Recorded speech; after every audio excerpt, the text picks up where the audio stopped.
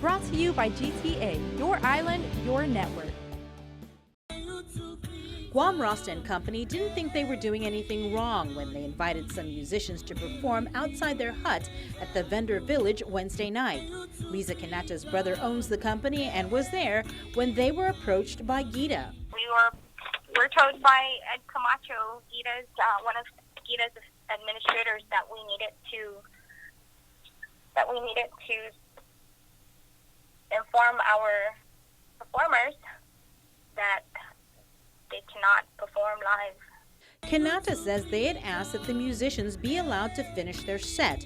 Instead, she alleges Deputy Administrator Montecilda Tyron was unprofessional and used profanity, instructing them to shut it down. From there were so many other things that were, said back and forth, and then they basically just told us that we had to shut our booth down, and that they would call us in the morning, which is today.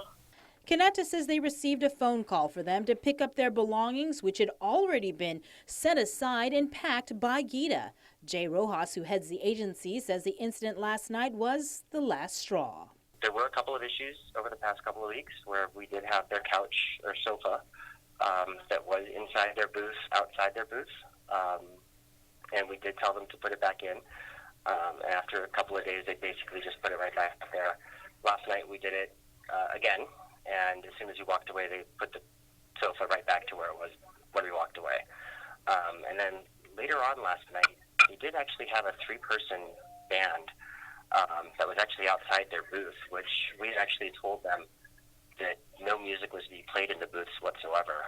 So when we did ask them to, stop the band itself, they kind of ignored our warnings and went from there.